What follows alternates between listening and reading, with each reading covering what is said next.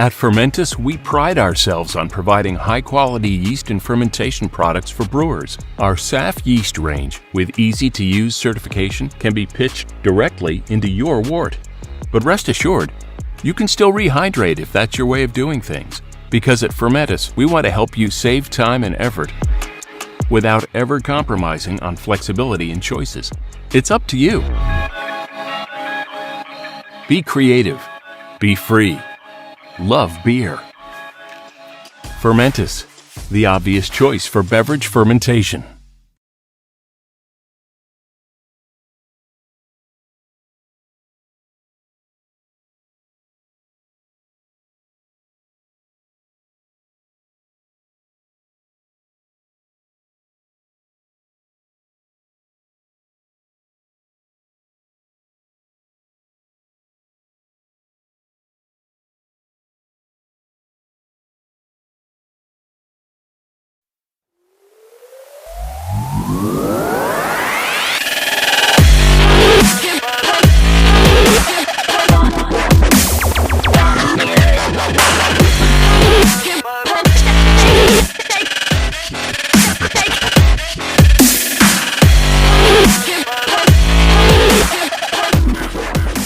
Olá, meu nome é Ellen Maluli, eu sou farmacêutica e doutora em ciência de alimentos.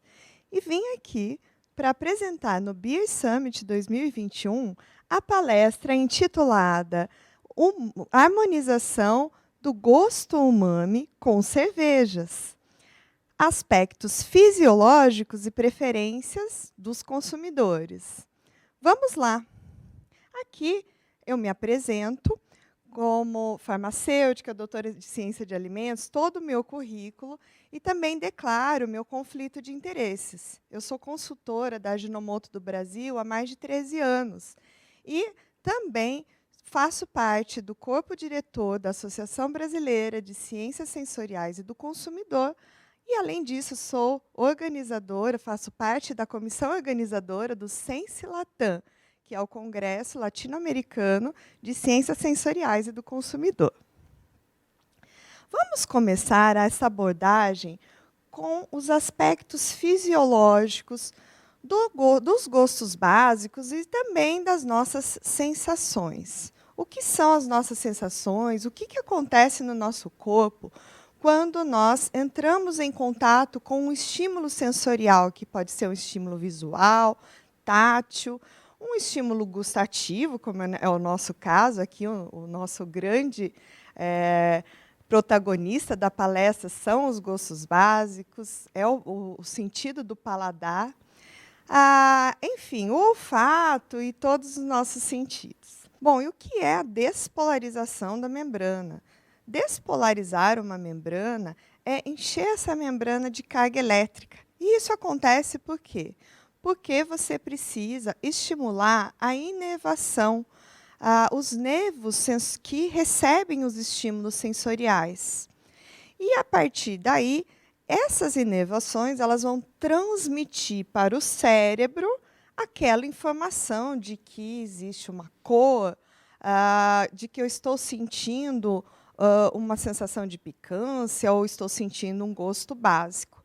É assim que acontece o nosso mecanismo de percepção sensorial.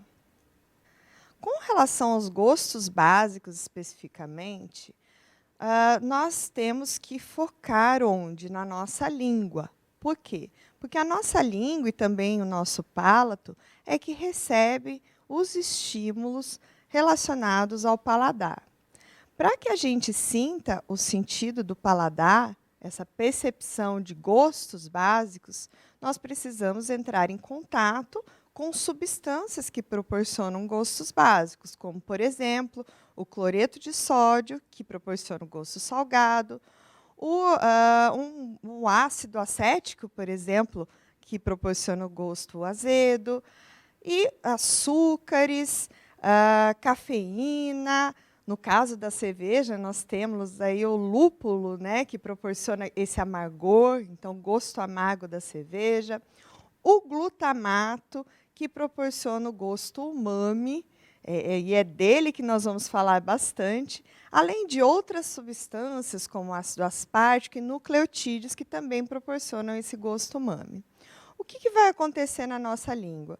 Quando nós comemos ou bebemos algo que contém gostos básicos, vai ocorrer exatamente aquele estímulo, mas de células extremamente específicas, que são células gustativas, que estão presentes nas nossas papilas gustativas.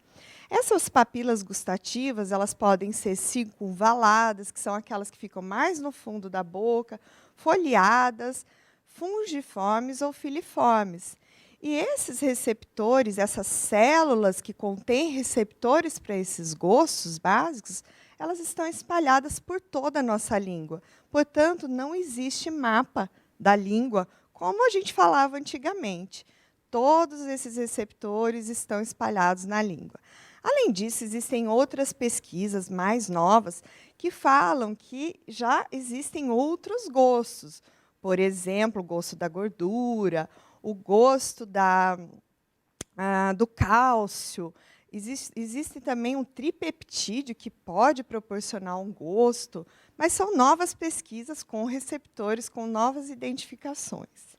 Como eu havia dito, o mecanismo de percepção, a partir do momento em que a gente recebe essa sensibilidade aos gostos básicos, nós temos o quê? O estímulo de inervações. No caso do paladar, nós temos inervações muito específicas, que é um nervo chamado corda tímpani, um outro que é chamado de glossofaríngeo e também um nervo que se chama petrosal. Essa inervação vai transmitir esse sinal para o cérebro até que chegue numa região muito específica do cérebro, que se chama córtex órbito-frontal. E ali nesse córtex órbito-frontal nós temos o quê? O córtex gustativo. Ali nesse córtex gustativo é que o cérebro vai processar a informação de que você tem um gosto básico, doce, salgado, amargo, azedo, umami, gordura, cocume, enfim, né, esses novos que estão vindo por aí. Como eu havia dito, nós temos diversos tipos de receptores. São receptores muito diferentes, receptores, inclusive, muito específicos para determinadas substâncias. No caso do gosto umami, gosto doce, por exemplo, nós temos receptores muito parecidos, inclusive, eles levam o mesmo nome, T1R1 e T1R3. Por quê? Esses receptores conseguem receber substâncias que proporcionam tanto o gosto umami como o gosto doce. Nós temos também, para o gosto umami, um receptor específico para o glutamato, que é um aminoácido. Nós vamos falar bastante dele, que ele é o nosso protagonista aqui. No caso do gosto amargo, nós temos aí diversos receptores que é de uma família chamada T2Rs. Então, nós temos muitos receptores já identificados para o gosto amargo, que é o gosto do lúpulo, do café, do chocolate amargo. Nós temos essas substâncias que proporcionam esse gostinho diferente. No caso, e o mais importante aqui é que esses receptores, eles são chamados de receptores acoplados à proteína G. Então, eles possuem uma reação no organismo um pouco mais intensa, um pouco diferente, para que aquela despolarização aconteça. Já o gosto ácido e o gosto salgado são canais iônicos. E o que são canais iônicos? São também receptores que se abrem na presença dessas substâncias, na presença de um estímulo. Aí o que vai acontecer? O sódio, por exemplo, do cloreto de sódio entra na célula e despolariza, ou o H+, do ácido acético, do ácido cítrico, já entra na célula também e faz o quê? Despolariza. Vamos lembrar, mais uma vez, o que é despolarização? Despolarizar é encher a célula de carga elétrica, deixar ela eletricamente carregada para que possa haver um estímulo das inervações. E agora, vamos falar um pouquinho mais sobre o gosto umami, estamos aqui para falar dele, né? E também o papel desse gosto nas harmonizações com cervejas. Então vamos lá. O que é o gosto umami?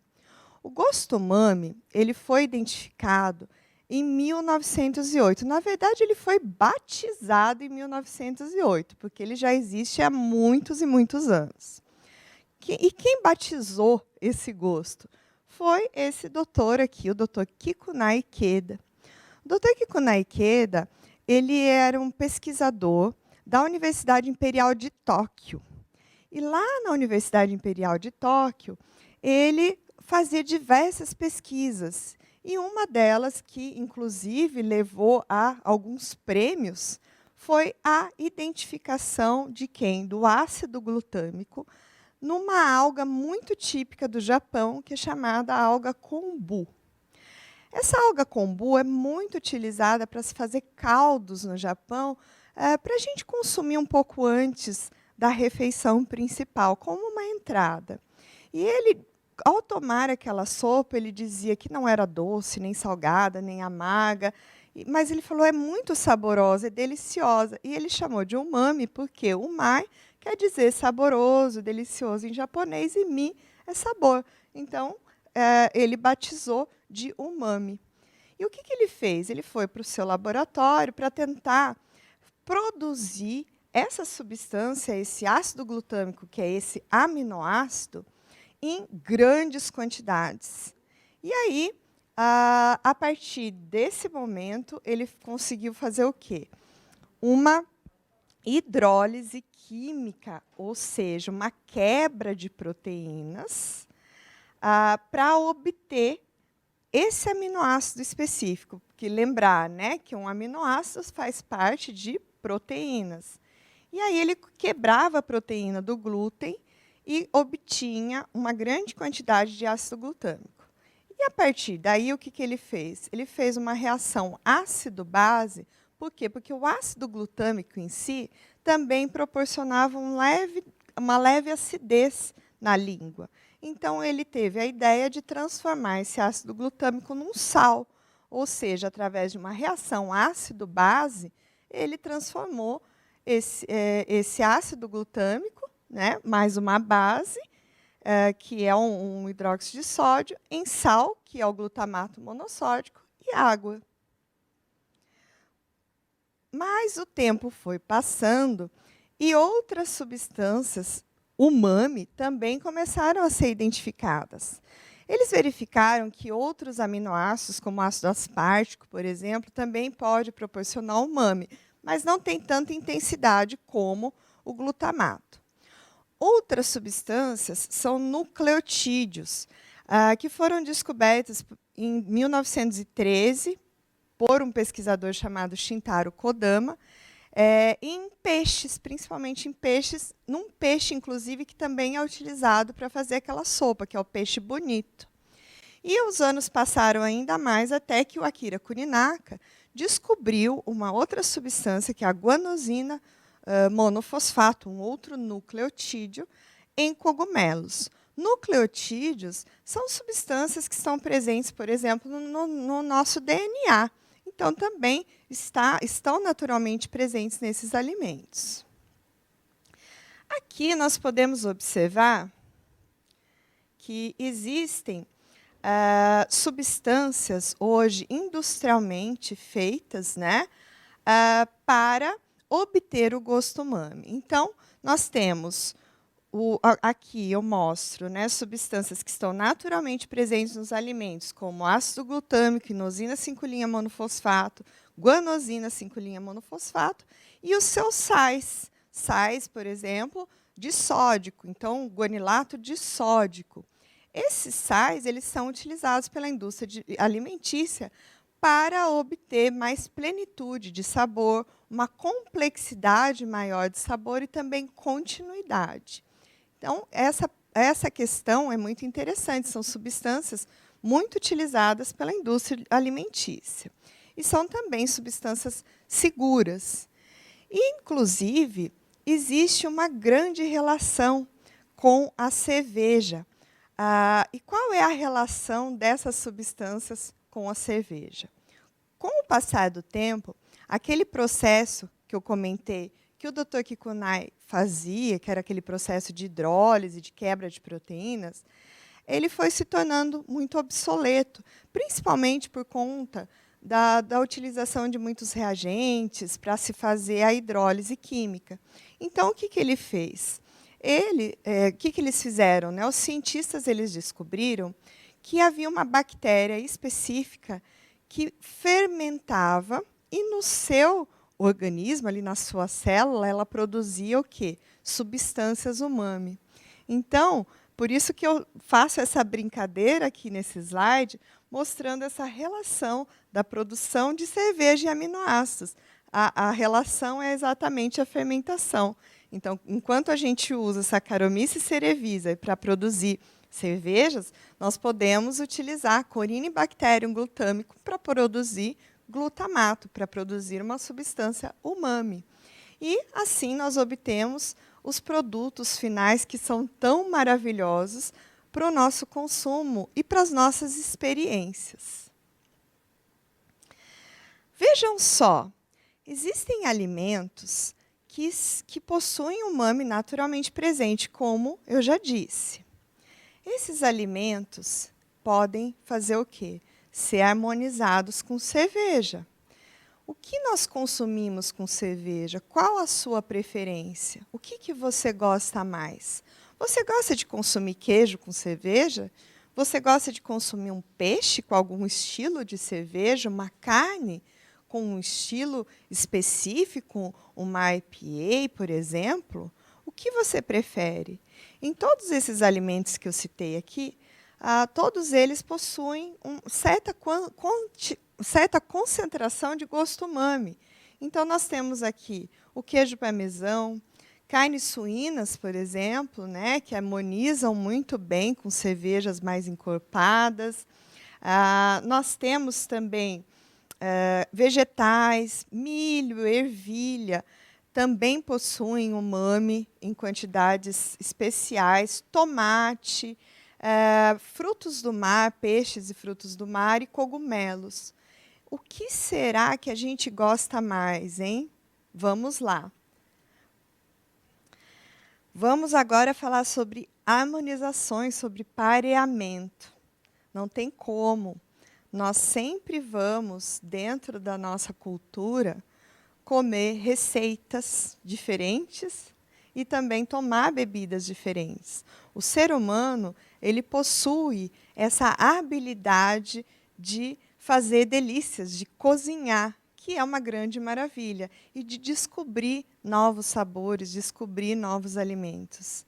Aqui eu tenho o prazer de apresentar, inclusive, um artigo publicado pela doutora Mara Galmarini, que é uma pesquisadora argentina, e essa pesquisadora argentina fez esse artigo de revisão mostrando como são os hábitos, o que a gente precisa fazer para estudar os hábitos alimentares. Para estudar hábitos alimentares, nós precisamos o quê? De um conhecimento multidisciplinar. Eu coloquei algumas disciplinas aqui, mas são muito mais disciplinas que nós podemos utilizar. Mas aqui eu coloquei a sociologia, antropologia, comunicação, estatística, matemática, química analítica e também as ciências sensoriais. Só assim, utilizando a multidisciplinaridade, é que nós vamos conseguir conhecer mais os hábitos do ser humano e como, inclusive, ele pode fazer o pareamento entre alimentos e bebidas, ou seja, essa deliciosa harmonização para que você tenha uma experiência maravilhosa.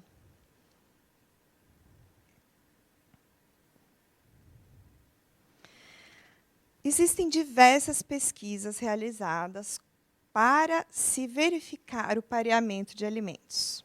Uma delas é feita com análise de produtos químicos, né? Análise de compostos químicos presentes em diversos alimentos. E verificaram que existe uma rede de compostos que são muito semelhantes em alguns alimentos. E essa semelhança pode ser crucial para que você possa obter uma harmonização ou de ingredientes específicos em receitas, ou mesmo de uma harmonização em que você adiciona, coloca uma bebida e uma comida, por exemplo. Por isso que é importante que a gente verifique qual o desejo do consumidor, se ele prefere uma semelhança de substâncias ou diferenças de substâncias. Então, por isso que é importante que a gente estude cada vez mais quais são os reais componentes dos alimentos, quais são essas semelhanças, quais são essas diferenças, para que a gente possa levar ao consumidor a melhor experiência possível. Para isso, existem os estudos sensoriais. Para verificar, né, esses dados, existem os estudos sensoriais, que são estudos feitos com consumidores.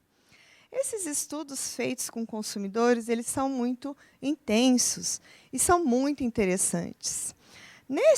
E eu acabei escolhendo aqui alguns para falar um pouquinho para vocês sobre a harmonização de substâncias umami ou de ingredientes que possuem o gosto umami com cervejas. Como eu havia citado para vocês, os queijos, né, em geral, eles possuem umami. E aqui nesse experimento que foi feito na Itália e foi publicado em 2013, eles fizeram o seguinte: eles utilizaram 4 tipos de queijos, o parmigiano reggiano, gorgonzola, mussarela e o provolone defumado, e também 4 tipos de cerveja: uma Standard Lager, uma Hefeweizen, uma Amber Bock e uma Vienna Lager. O que aconteceu quando eles iniciaram esse estudo? Eles selecionaram 80 consumidores. Porém, esses consumidores deveriam gostar de consumir queijo com cerveja. Então, a seleção era feita se ele gostasse de comer queijo e gostasse de tomar cerveja. Aí, o que eles fizeram? Um levantamento de descritores, através de diversas referências, descritores específicos para o queijo e também descritores específicos para a cerveja. Um dos descritores das referências é exatamente o gosto umami. E vejam só que interessante. A partir do momento em que o painel sensorial, que eram esses 80 consumidores, provava os diferentes tipos de queijo, o que aconteceu? O que eles observaram? Que o queijo parmesão era o que tinha uma concentração maior de umami, mas isso descrito sensorialmente. E um outro dado importante é que havia também uma persistência de sabor daquele queijo. Então, foi o queijo que tinha essas duas características: presença de gosto umami, mais intensa que os outros, e também persistência de sabor. É exatamente essa característica do umami. O umami, ele faz o que na nossa língua? Ele faz com que a nossa língua englobe também os aromas, os outros sabores, que haja ali uma continuidade do sabor global do alimento. E, além disso, né, além dessa continuidade do sabor global, nós temos também um aumento intenso de salivação. E vejam só que interessante. Neste gráfico em cima, nós conseguimos verificar, que é um gráfico feito pelo Umami Information Center, nós conseguimos verificar que exatamente o queijo parmesão possui um teor de glutamato muito maior do que os outros queijos. Por isso que ele proporciona um pouco mais de umami. Também, como eu havia dito, foram selecionados descritores específicos para a cerveja. Então, nós temos na cerveja características de amargor, de adstringência, de carbonatação, dulçor, né, aroma de caramelo, aroma de café, vários tipos de aromas diferentes e de gostos diferentes. E aí, o que aconteceu? Opa. O que aconteceu agora quando... o que aconteceu quando eles experimentaram o queijo, os queijos, né, os diferentes tipos de queijos com as cervejas? Então, eles fizeram o seguinte: eles provaram, né, todas as 4 cervejas e os 4 tipos de queijos. E eles observaram que o queijo parmesão, justamente o queijo parmesão, que possui um umami com um pouco mais de intensidade, ele foi o preferido pelos consumidores em todas as harmonizações. Então, isso nós conseguimos ver pelas notas hedônicas que foram dadas por esses consumidores. Além disso, verificou-se também que o queijo parmesão ele tem uma dominância de sensações sobre outra sensação. Então, ele domina todas as sensibilidades com maior intensidade do que os outros tipos de queijo. E também as cervejas. Só que esse fator é extremamente importante, inclusive os autores do artigo alertam que, por exemplo, você que é sommelier, você que é chefe de cozinha e que faz cartas, né, que faz os serviços, que escreve cartas, menus e faz harmonizações, você não utilize separadamente os fatores. Por exemplo, se um indivíduo gosta de queijo gorgonzola e gosta de uma cerveja lager, você não pode utilizar esse parâmetro separadamente, esses parâmetros de gostar especificamente de um tipo de alimento ou tipo de bebida separadamente. Por quê? Porque a combinação entre eles pode gerar algo que você não gosta, um aroma ou um caractere, um descritor que você não gosta.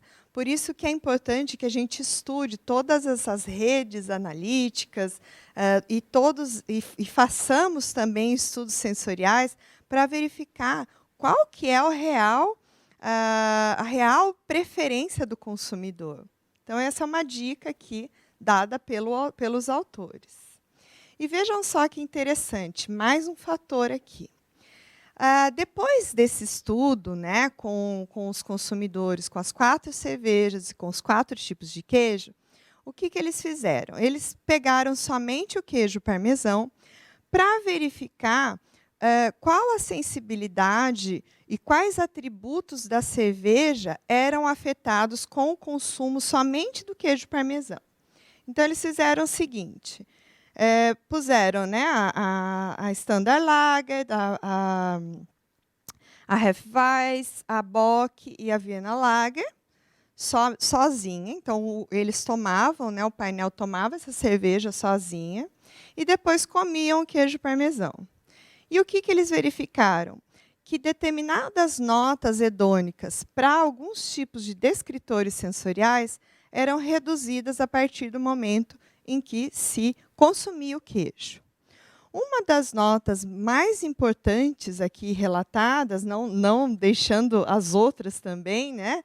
Todas são importantes, mas 2 notas, por exemplo, o amargor e a astringência, estavam bem reduzidos quando se consumia o queijo. No caso da astringência, eu gosto de focar um pouco mais. Por quê? O que é a astringência? A astringência é provocada a partir do momento em que compostos fenólicos presentes nas bebidas, principalmente em vinhos e também em algumas cervejas, entram em contato com a nossa saliva. E essa saliva ela precipita, porque ocorre uma desnaturação dessas proteínas. E essa desnaturação, o que será uma desnaturação? É quando você tem uma precipitação e você sente uma certa arenosidade na boca, que faz parte do sentido do tato. Você tem uma sensibilidade mecânica na boca, diferente dos gostos básicos. Isso é chamado de adstringência. E aí a gente começa, né, a tomar cerveja e sentir mais a astringência. Aí, a partir do momento que a gente come o queijo, o que vai acontecer? Ao invés desses compostos fenólicos entrarem em contato com as proteínas da nossa saliva, vão entrar em contato com as proteínas do queijo. E aí o que vai ocorrer? Uma redução da sensação de adstringência.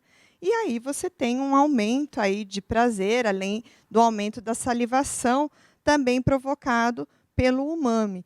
E o queijo, né? O queijo tem muita proteína. Então, quanto mais você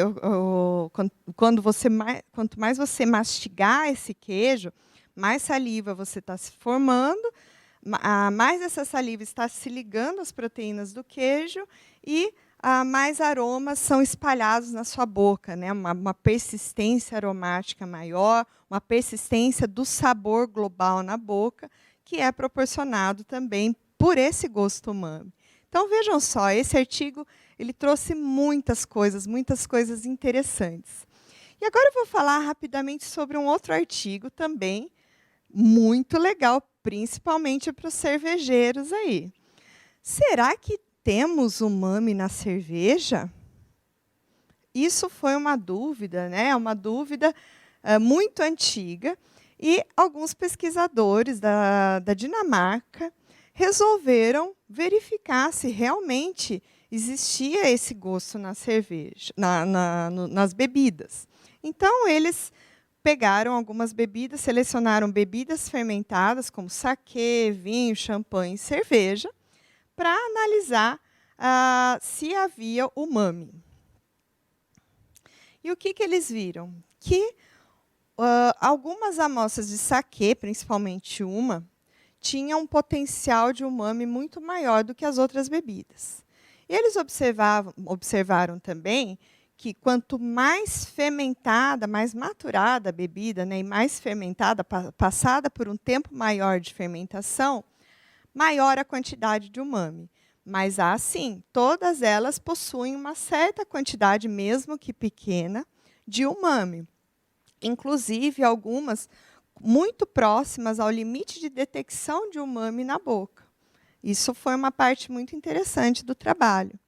E um outro relato que eles fizeram é de que como você aumenta a sua sensibilidade de umami na boca quando você faz uma harmonização.